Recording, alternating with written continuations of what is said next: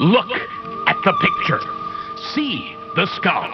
Visible Frankenstein controls. The Brain Thoughts broadcasting radio. The Frankenstein earphone radio. The latest new skull reforming to contain all Frankenstein controls. Welcome, everyone, to Frankenstein Control, the podcast that boasts the most thoroughly entertained NSA eavesdroppers. So many lists we're on. Special shout out to Tim and Sanjay, our NSA boys. Hey! Talk about you fellas. What's up? But that's right, we're back at it again tonight with our hot takes on cold garbage, and you're along for the ride. We'll begin tonight with a very quick check on the headlines, followed by a word from our sponsors. Huzzah! First, I got to run a quick correction because I got halfway home last time before I almost veered off the road and exploded like the guy in the opener of the second gig episode where Togusa is like investigating the people with those interceptors in their vision. And that guy's like, interceptors in my eyes too! And he crashes. He's going over that cliff! Yeah.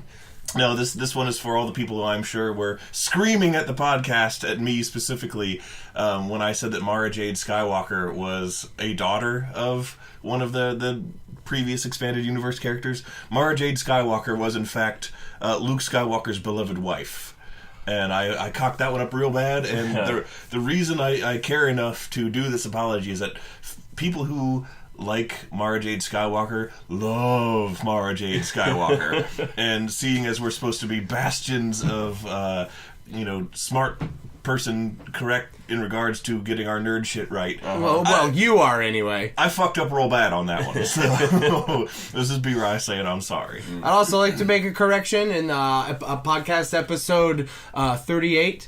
I mentioned that Fred Flintstone was an attorney at law at Johnson & Johnson. In fact, he is not. He does not represent a shampoo company. I cocked that completely the fuck up. How could I? And also... per the cease and desist letter we got from Johnson & Johnson. And also from Fred Flintstone. Actually, we got a letter from Fred Flintstone's representative, Fred Fourfingers. Fred Four Knuckles. That's the one shit. I almost had it. See how good I am? Anyway, B-Ride, tell us about what's happening in our disgusting world. Well, first up in actual news, everyone's favorite softcore porn fanfic of the Song of Ice and Fire books ended for good since our last recording session. And, that's right. That did happen. Yep. And many fans were frustrated and angry about how those final episodes went down. For the final episode of my own series, continuing to be an insufferable shitlord about this specific issue, naturally I took immense glee in watching that. I warned you all years ago, literally years. Now a spacey kid who looks like a thumbnail with a bowl cut sits on the Iron Throne reigning over the bones of your favorite characters. That's what you get for not reading. And now my watch has ended. And here's where I would ideally perform a gross Rick and Morty burp. But I can't do that. I did so in my own fan fiction, so that makes it canon. It's your thum. Exactly. Speaking of toxic disasters that ruin things for thousands of years, I have started watching the Chernobyl HBO miniseries. Mm-hmm.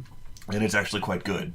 So check that out if you want to see a person slowly become a Fallout ghoul without having to turn on Fox News and wait for a rare appearance of Sheldon Adelson.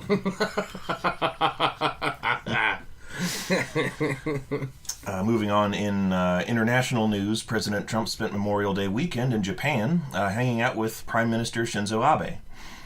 That happened. Okay. Purportedly, they discussed the finer points of sumo at length to avoid touching on our volatile relations with China and North Korea. However, President Trump was somewhat crestfallen when Abe informed him that he would not be able to compete in the practice sumo match he had hoped for because he tragically exceeded the maximum weight class allowed for the sport. Lastly, we come now to our sponsors for the evening. That's right, we're brought to you tonight by the Nepalese government. Wow. Moving up in the world. They want to downplay what has been seen by some as the most dangerous Mount Everest climbing season in the last few years. Oh, yeah. Well, I'll tell you what, they know that the Northern Virginia area has lots of people with lots of money and lots of midlife crisis. So they want to reassure everyone. Well, they want to remind everyone that even though 11 people have died this season, that means there's now 11 free Everest climbing passes available. Get them while they're hot, folks. This is all in memoriam, of course, to the most recent fatality, Far Side cartoonist Gary Larson. Wait, what? Who was sadly unable to complete his lifelong quest to attain the summit of Everest in order to, quote, fight God. So, R.I.P. Gary Larson. Gonna be with the mountain forever. Oh my god. Because they don't bring you down. Yeah, Yeah, they no. just leave you there. Yeah, they leave your dead ass in the snow. You become a landmark. That's in the waiver. You die up there, we ain't getting you. Sometimes they poke you off out of visibility, but they reserve the right to do so as roughly as possible. With a special, like... It looks like one of those sticks people fought with on American Gladiator. The giant Q-tip. Yeah, they just bop you out of the way with that, prod you until you roll off the edge. Man, I was hearing about that. That whole deadly Everest and people dying, and all I could think of was like, what about the Sherpas? Like, those guys are badasses. They climb it all the fucking time, and they get next to no credit. Sir Edmund Hillary was surrounded by a bunch of those guys. Yeah. He's like, I'm first! And all those Sherpas are like, yeah, you're the first! Sure, dude. I'm the first white person, which means I'm the first person to matter. Yes. And then, like, colonialist anthem plays. Yeah. Whatever that might be. He recited in full the poem, The White Man's Burden, atop the I don't remember the name of the topmost camp up there. The topmost camp about Everest is called, Man, How'd You Get Here Without a Sherpa? Oh, wait, you didn't. Yeah, there's a Sherpa who's been up to the top 24 times. Wow. And all I could think of is, like, is this guy's lungs just different? Probably. Is he part mountain goat? Does he just survive off the high altitudes and you actually can't contact him at ground floor? I mean, it's like a deep sea fish. Yeah, if you take him too low to the ground, he'll, like, his eyes will pop out. Like, oh no! The answer is that he's an X-Man. Ah, okay. Yeah. No. Did I ever mention on the show how that's like my favorite cartoon theme song? Oh yeah, it was great. Because it's so fucking horrible. You think it's cool when you're a kid, and you're like, yes, you do think it's cool. Yeah, exactly. It's just so goofy to me. I think it's because I didn't watch it as a kid, and then my first exposure to it was like in college when like a good friend of ours, Julian, was showing us all kinds of cool cartoons and stuff, and that was one of them. I'm like, all right, this cartoon's pretty tight, but my God, this theme song kills me inside every time I hear it.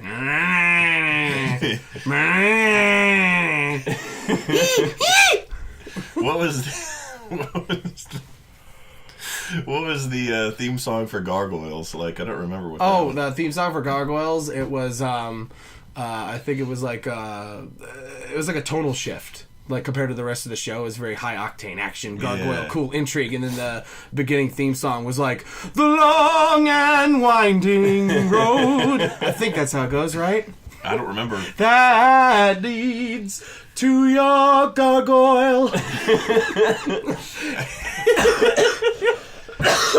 Welcome to Frankenstein Control, where we're all phlegmy monsters. Or Phlegmy gargoyles! Correction, we're the other two and not just me is a phlegmy gargoyle. Yeah. Welcome to Frankenstein Control. Just thought I'd get that out there before we go any farther. Yeah. I'm your goopy host, Longbutter McPherson. Oh. To my left Oh.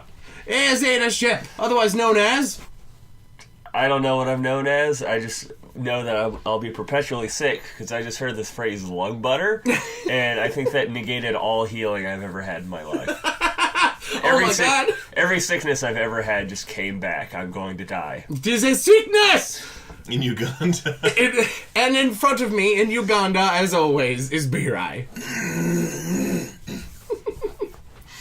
I'm B-Rai, and I had an epiphany over the weekend when I I hope I didn't have this epiphany before and forget about it. But I realized that Marco from C-Lab looks exactly like a cartoon version of Anton Chigurh. Naturally, this means only one thing, which is that Anton Chigurh is a mailbox head. He better not be making eyes at Buckethead Wendy. Oh, boy. Hey. So, yeah, as we were talking, for some reason, just a galactic shitstorm of sick has fallen over all of us. Well, me I'm and normal. Ada. I'm Your eyes completely just normal. Fleming is normal, but I'm just getting over it, and I think Ada's kind of in the swing of it. I thought I was getting over it. Yeah.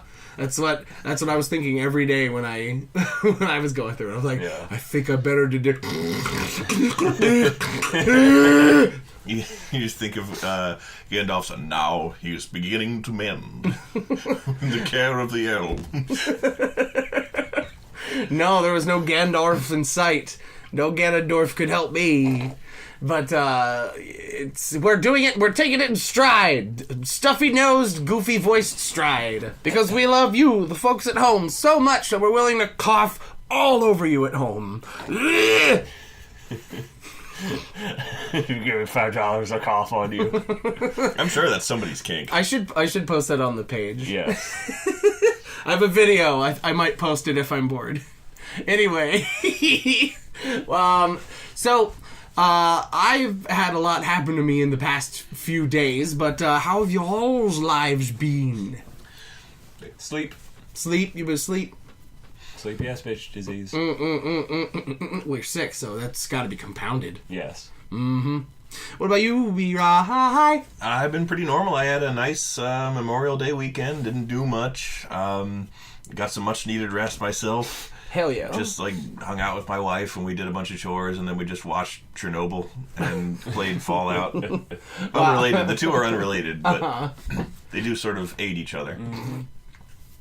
Well, I've had a shitload of stuff happen to me the past few days. I went to New York again. Damn, I didn't know that. Yeah, I went to New York over the weekend because of my work for this lovely video game tribute band called the 8-Bit Big Band. Oh, I've heard of them. They're a fantastic collective of musicians that play these amazing big band compositions of video game music, and I was lucky enough to do a bunch of to do some of the animations for the music videos that they make. So they said, we got free tickets for you if you come up. Damn, dog. Oh, word. So me and a friend, we went up there and had ourselves a grand old time in the city of New York-izzle. Did you get to meet the band? Yes. That's rad as fuck. Yeah, it was really fun. It was a good time. And we'd only been corresponding via email and phone calls, so they didn't know what I looked like. And they were 12. They were all 12. They're all 12-year-olds. It was really weird. Chris Hansen was there. He's the band leader. No, they didn't know what I looked like. So before mere hours before the show, I sent some of the guys a picture of my gross face. It was like, look for this fat bearded freak at your show. That's me. But the guy I'd been the leader of the band, Charlie Rosen, cool guy. He didn't get that email. Mm-hmm. So after the show, it was amazing. I was waiting by the green room for him to come out and start greeting fans and stuff. So I can be like, hey, I'm Taylor. Thanks for inviting me. This was a really great show. That kind of stuff. Mm-hmm. Well, he comes out and he starts talking to some fans. They immediately assault him, and then finally I break through and I'm like, "Hey, Charlie, I'm Taylor. The show was really great." And he's like, "Oh man, thanks, Taylor. I'm glad you liked it. Thanks for coming out." I'm like, "Yeah. I mean, just seeing this really just kind of puts a new energy into me. I think I might do more animations for you if you want it." And he's like, "Animations for animations, Taylor. You're Taylor." I was like, "Yeah." It's very silly. That's awesome. But yeah, lots of great talent in that band. Highly recommend it. They're gaining popularity every day because they're a great bunch of cool folks, and you should watch them. That's super cool. And it's like the time I bought a Kevin Devine t-shirt from Kevin Devine and didn't realize that it was Kevin Devine. You're like, fakes t-shirt rat. And he's like, you got it, B-Rye. Thank you, shirt urchin. And the next day we kind of just had to ourselves with like no plan in particular. So we just kind of picked a direction and walked in it. And got mugged 11 times. No, it was great. Like, not once did I really feel in danger at all walking the places we did, which was pretty nice. It's a nice contrast to other cities that I've been to. And, there's fucking people everywhere, and I mean, this is nothing new, but I'm not treading new ground here. New York has people in it? Yeah, I know. What? It's just people fucking elbow to elbow, floor to ceiling. Oh God, it's like Hong Kong! And, like, it's a bad time. When it comes to crowds and shit. There are lines everywhere, you gotta wait for everything. And I can easily see why people fucking go insane by living there. But, very pretty town. Lots of places to go, lots of things to do and see. The random direction that we walked in, we ended up just, hey, would you look at that? We're at the 9/11 memorial. How about that? Ooh. Yeah, just out of nowhere, we just wound up at the World Trade Center. Like, well then, And it's really cool. I didn't know this. The foundations of the buildings are still there. Damn. And they turned them into giant, huge waterfall fountains. Damn. Yeah, it looks really neat. They got the names of the departed all around it. It's quite sobering. And then there's a building that looks like a big giant whale skeleton. You go, what the fuck is that? And you go in and it's a mall. The whale skeleton mall? It's just a big-ass whale skeleton-ass mall. And you go in there and everything. Of course, it's New York and it's the World Trade Center, so obviously the highest priority stores were there, and everything there was like boutique style. If you have to ask the price, you can't afford it kind of shit. And I took a shit there.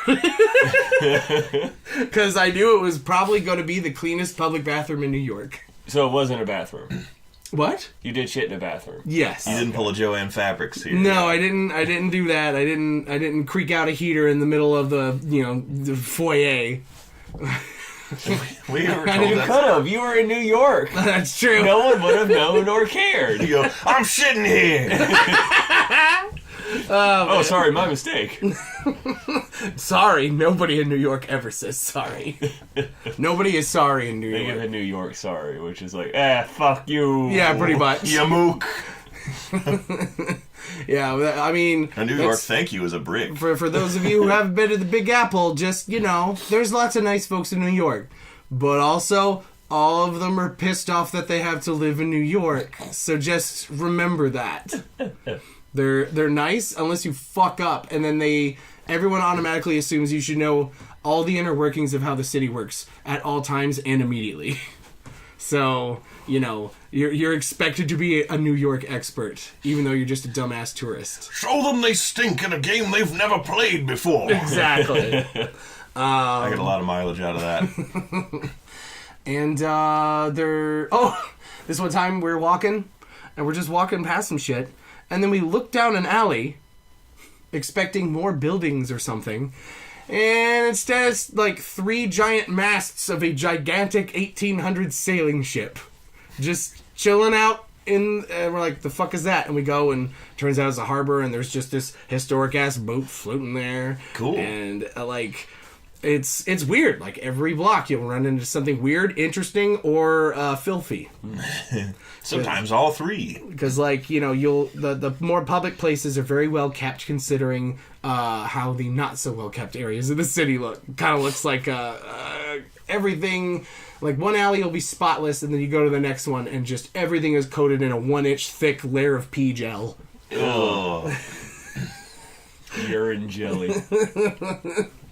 And also the food was great, and I think I gained like 50 pounds. That's why I'm filling up the room right now. I have been meaning More to than ask usual. about that. Yes, filling it up more than usual. I'm filling up 2/3 of the room instead of 1/3. You're sitting around the house. We're gonna have to take a wall out of here to get you out of the office. Together. It's true, you gotta get the forklift so I can go to the hibachi buffet! We went there yesterday. It's good. Ada messaged me on Facebook At 7 a.m. at 7 a.m. Hey Taylor, I know that you've been eating like a gross fat New Yorker pig for the past 3 days now. My but- words were a corpulent loaf. Corpulent loaf. And so, Apt words. but Ada's like, but I got the hunger in me, and only one thing can satisfy. Chinese buffet! And I tell you, I love eating $50 of cheap sushi in one go. That's a good time.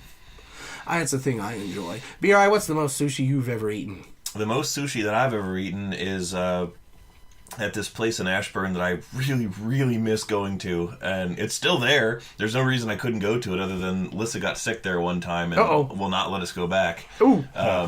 But I mean, it's a stand-up place. It really is, and I would eat there again in a heartbeat if I could. But they do a lunch special on weekdays where you can get basically like 3 rolls, like relatively, like 8-piece rolls, like a lot of sushi for like $15. That's not bad. And it's real good, and the sushi is extremely fucking good. Oh, nice. And so I usually do 2 spicy tuna roll and 1 spicy salmon or 1 spicy yellowtail. And that's good shit. It's real good shit. Yeah, dog. And I put, wasabi on it, and I just gaijin it up, and, real improper, not respecting the art form at all. No. You eat it with a fork. No, I don't. I'm not quite that bad. I'm actually pretty good with chopsticks. But when Lissa got sick there, it sucked. It doubly sucked because that night, like after lunch, we drove to my parents' house. So we were at like our house in Maryland. Oh God. And it's like it's bad getting that kind of sick, and it's worse getting it in like a place that's not your private area. Yeah. Oh God. So that was way worse, and we had to leave the next day, and it shot. And then your dad was like, "Who puked in my sink?" No, my dad was very concerned. My parents get more worried about Lissa than they do about me. Well, that's because they know that you are made of shard plate. Yes, they can regrow me from a single part of me if Exactly. the rest of me shatters. Yes, You're perfect, B-Rye. yeah. The thing is that when Lissa got sick, it was during the lettuce scare. Oh. And she got a salad. Oh my God, she got the Burger King foot lettuce. Yeah, she did. And see, the thing is, like, I'm the one who gets all the raw sushi. If anyone was going to get sick from the sushi, it would have been me. I got all raw stuff. She usually gets cooked rolls, but she had a salad, so it had to have been the salad that did it. And I'm like, and that's why I don't eat salad. Sound logic. Mm-hmm. I just don't eat It's like- salad because I'm a fat jerk. It's like Grunkle stands that a ladder is more dangerous than a loaded gun. That's why I own 12 guns in case some maniac tries to sneak in with a ladder.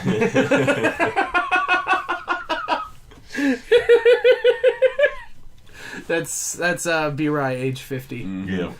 Speaking of good children's cartoons that are very well written and enjoyable for adults, I messaged Ada about this earlier this week, but Star vs. the Forces of Evil is also like wrapping up its ultimate, its final season. Oh wow! It's actually over. It's at the series finale is already aired at this point, but it's really fucking good, and you should watch it. It fills the void that Gravity Falls leaves. Gravity Falls. Nothing can fill that void, B-Rye. And also, well, the way I described it was to Ada was I said it's the Mistborn to Steven Universe's Stormlight, which means it's like that gave me whiplash. What? it's like not quite as ambitious in scope, but it's like really fucking fun in all of the similar ways. Oh, okay. And like evokes some of the similar themes.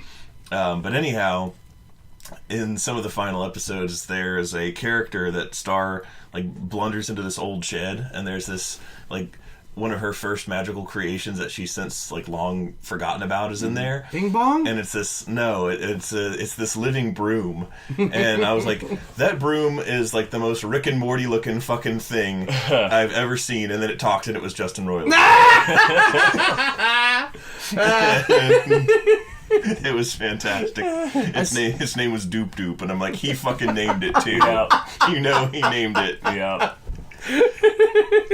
He really's found his niche, hasn't he? Yeah. Oh yeah, new season of that apparently. Yeah. That's pretty cool. That is pretty cool. And then now I know what he's been doing this whole time. Mm-hmm. Instead of Rick and Morty, he's been auditioning for Doop Doop. He had to nail the audition. It's a huge role. A huge sushi roll. But I also got some salad with it. So actually, speaking of sushis, my favorite sushi flavors. My favorite kinds of sushi are like, I just really love the basic tuna on the basic rice. I just really like that. And then, of course, I love the, like, you know, I'll take my deep fried and full of bullshit. But, you know, I really like the subtle pleasures of just those simple little, like, whoops. I like them. And I like unagi eel, too. That shit's really good. My dad likes unagi. Or wait, no. My dad likes taco. That's what he likes.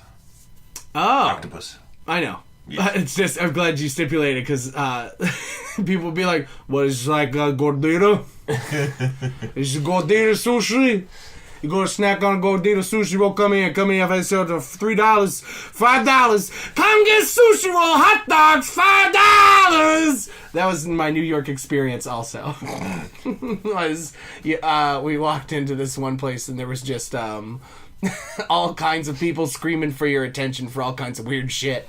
Fresh fish, we catch them, you buy them. There were people like selling goofy ass tchotchkes and like Tchotchkes? you know, It's a term for bric-a-brac and nonsense and shit. Knickknacks. shit. Fill up your house like the Collier brothers, like that episode of Down the Rabbit Hole I watched last night. Oh, I know about them. That's a sad one. It is. Almost as sad as the guy who was selling suit ties, 3 for $15.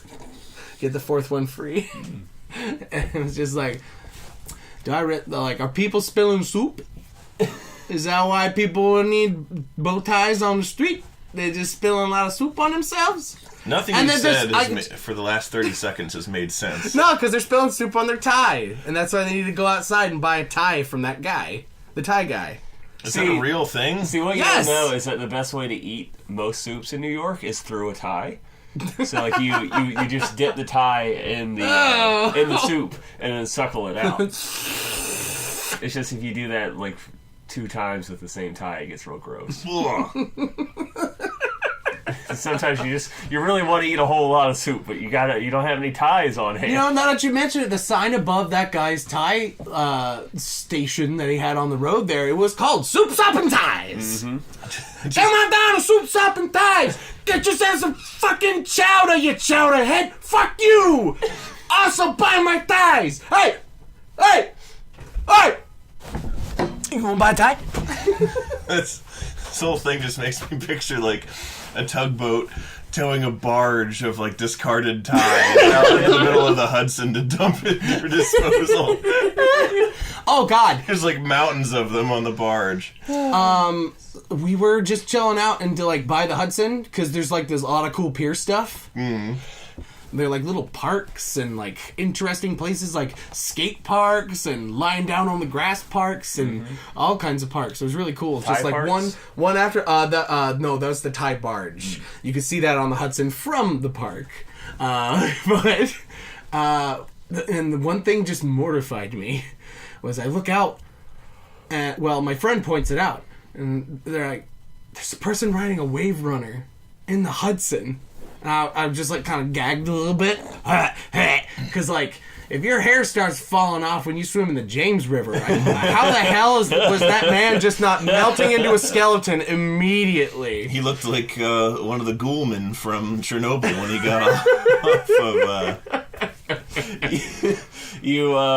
You see that guy, and then you continue your walk around New York, and then you look again over to the Hudson, and you see the same wave runner, but now it has a skeleton on it. Then while you're sitting there, some big beefy dude in a tracksuit with a gold chain walks up and slightly pushes a big black garbage bag into the Hudson and goes, "You kids want to buy a Nintendo?" And I said, "Yeah." I went to Throw in a soup tie for free. Fell off the back of a truck. It's in real good condition. I went to Richmond a few weeks ago, and walked around Belle Island, and saw a guy standing in the James, like waist deep. He's just sitting there with like his arms on his hips, and he like reaches into the water and like splashes some water up on his face. I'm like, oh, he's dead. I'm looking at what will soon be a corpse. It's like he wades out of it and he's just bones below the waist and flip flops in it. Seeing a dude splashing around in the James River is just like watching your friend get beat up on the other side of a chain link fence. Yeah. You can help, but not much.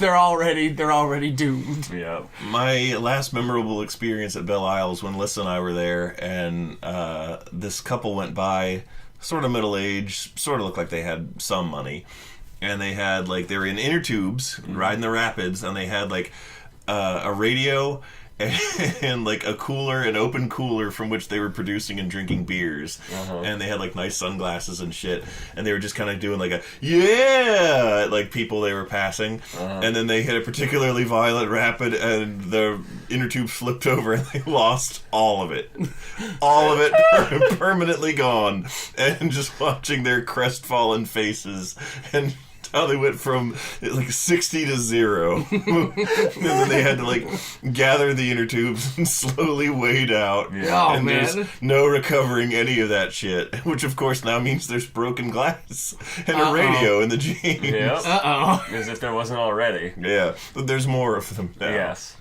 But there's broken glass, discarded radios, jewels, not like pirates' jewels, just like, the kind you smoke. Yeah, the vapes. Yeah, the vapes. The kids throw them in the James so they can get, get rid of the evidence. There's also that same body that Fat Tony in New York threw into the Hudson somehow ends up in the James. Maybe all the pollutants from New York end up in Richmond somehow. That's how it happens. But I tell you, urban living. Wow, there's so much to do, so many different kinds of people to see. What a grand old time. For 2 days, and then you get the fuck out of there. That place is absolute madness. And it's not just quickly onset, but it's permanent. He's got New York madness! I thought swords were banned there.